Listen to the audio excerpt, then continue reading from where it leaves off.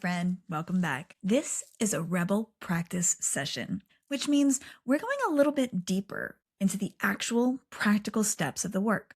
Less framework, more, here's what I actually did. Today's topic is one that can seem almost embarrassingly simple: personality assessments. I know, stay with me, because what I'm going to tell you isn't really about the assessments. It's about what happens when you discover that what you thought was your personality was actually your survival story wearing your face. For most of my adult life, I believed I was an Enneagram 2, the helper, the caregiver, the one who loves through service, who anticipates needs before they're spoken, who finds her worth in being needed. And honestly, it fit really, really well because I was those things. What I didn't realize was that I was those things because I had learned to be those things, not because it was who I actually was. There's a difference between a personality type and a survival strategy. And I had spent 4 decades confusing the two. The spotlight adjacent pattern, always beside the light, never in it, that's 2 energy. Or rather, that's what a woman does when she believes her worth lives in what she gives to others. Because let's be clear, I love me some Enneagram 2 women. We need more of them in the world. But my joy, my childlike enthusiasm, my delight in everything, the way I light up at the smallest things, I spent years trying to train it away, pray it away, believing that if I showed up too bright, too much, too playful, too loud with my joy, people would see me as childish, not childlike, childish. And so I managed it. I dimmed it. I performed the version of me that felt safe, the helper, the encourager, the one who makes everyone else comfortable. And I called that my personality. I wasn't being my true self. I was being the version of myself that had learned to survive. And then I took the Enneagram, not the way that I had taken it before. Slowly, carefully, pausing at the automatic answers, questioning what they meant, going beyond that first response. And I came back a 7. The enthusiast, the one who moves toward joy instinctively, the one who reframes pain into possibility, not as denial, or at least not as denial when I'm healthy. That was something I had to work on too. But when you're healthy, you do it as a genuine orientation toward hope and faith. The one whose gift to the world is literally joy. And I remember sitting with that result and feeling 2 different things simultaneously. The first was something close to grief, because I thought, I've been fighting myself all these years of trying to be quieter, more serious, less enthusiastic, feeling like I wasn't enough or wasn't good enough. I was trying to be someone I'm not. I was ghosting my actual self. I didn't even feel like I knew who my actual self was at that point, and I didn't know how to get there. The second thing I felt was something that took my breath away: permission. Because if joy is the gift, if that's actually how God wired me to reflect Him in the world, then I've been apologizing for the very thing I was meant to offer, the thing that came naturally. What a literal relief. See, childlike isn't childish. Childish is being self-centered, mean-spirited, greedy, stubborn. Childlike is looking at the world with wonder, finding joy in the moment, sharing it, believing things can be beautiful. God is joy, and I believe that we honor Him when we play and dance and giggle. I'd been calling my gift a liability for 40 years. I wasn't managing my personality. I was suppressing my calling. After the Enneagram, I kept going. Myers-Briggs, Big 5, Hexaco scale, the DISC model, however you say that, a few others. And then I did something that changed everything. I put all of the results into AI, and I asked for the themes, not what each assessment said separately, but what they all said together. The through lines. Where did 5 different frameworks measuring 5 different things point to the same woman. Would there be commonality? Part of me, probably that former 2, wondered if I'd done these new tests wrong. And this was like a last line of security to prove if I was indeed on the right track. The results? Across every assessment, the themes were authenticity, resilience, joy, whimsy, creativity, courage. Not the helper, not the selfless one, but the joyful one, playful one, the one who runs toward possibility. And then I took the 4 tendencies. It came back rebel.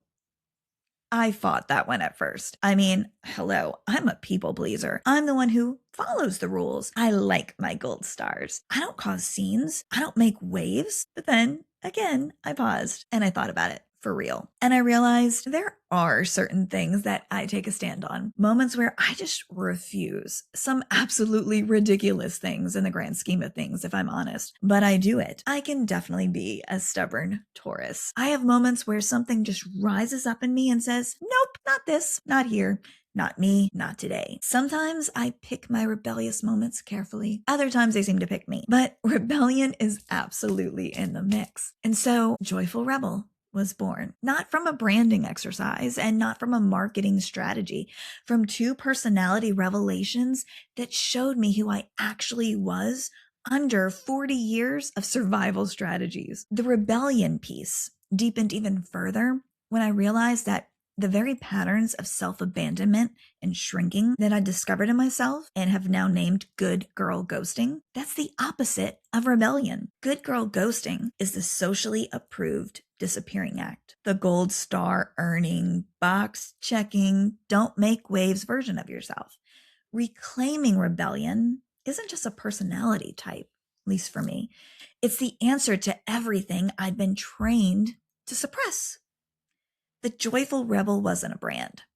She was the woman that I found when I stopped performing the adaptation. Hey friend, quick pause. I want to tell you about something that I just put out into the world. Do you know the moment, the one where someone asks you to do the thing and your mouth says, yeah, sure, no problem, before your body has even finished trying to tell you, no, actually, no? That moment has a name. It's called Good Girl Ghosting. And I just released a 27-page mini kit with the exact words to say, 7 real-life scenarios, pinky toe word bank for when you go blank, and a handful of practices that you can start today. It's just $7 on Amazon. Search Rebel Response Mini Kit or grab the link in the show notes. And now, back to the show.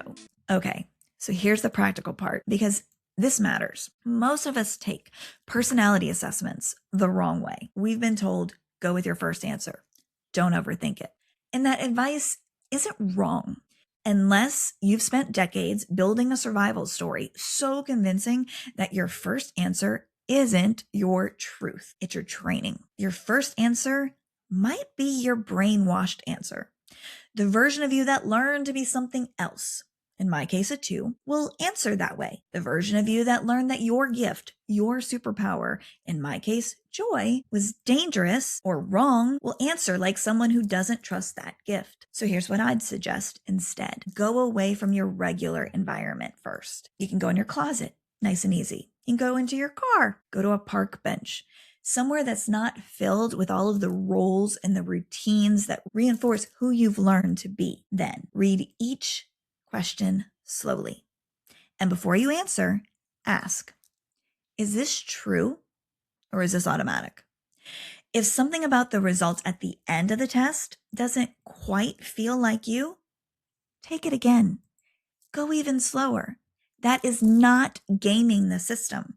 That's learning to tell the difference between who you adapted into and who you actually are. And if you want to go even deeper, take 5 to 7 assessments. Put the results into AI and ask what themes emerge across all of them. Where do these different frameworks point to the same woman? That's where you'll find her. Your first answer might be your survival story, not your true self. So I want to end with something that surprised me because after all of that deep inner work, the Enneagram, the Myers-Briggs, the four tendencies, arguing about the four tendencies and then coming back around, the AI theme analysis, the shadow work. The next thing that cracked me open was color seasons and personal style.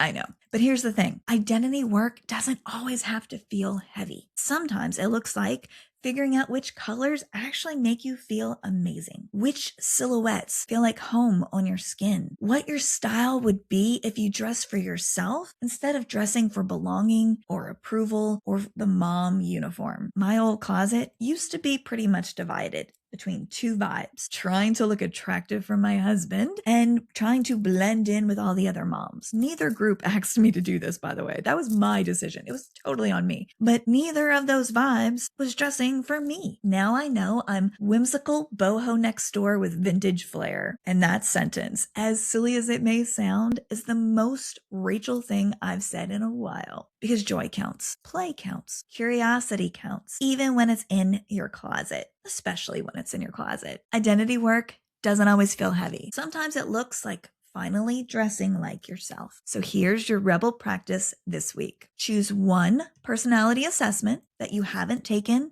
or retake one that you've taken before, but this time do it slowly. Get somewhere quiet first. Read each question like you're meeting yourself for the very first time. Notice which answers feel automatic, which ones feel true. And if you want to go further, take 2 or 3, compile the results, ask AI, or just look at it yourself and figure out what is the commonality? What are the themes among all of these? Who, what, and how is this woman consistently showing up? Then sit back with what comes back. Not to label yourself, not to put yourself in a box, but to see if there's a woman in there that you've been calling your personality who might actually be your survival story, and to wonder with compassion who you might be if you let her rest. Next Rebel Practice session, we're going to be talking about core values, and not the aspirational ones that you think you should have, but the real ones that have been running your life all along. Until then, go find yourself in a quiet room. She's been waiting, and I'll meet you back here.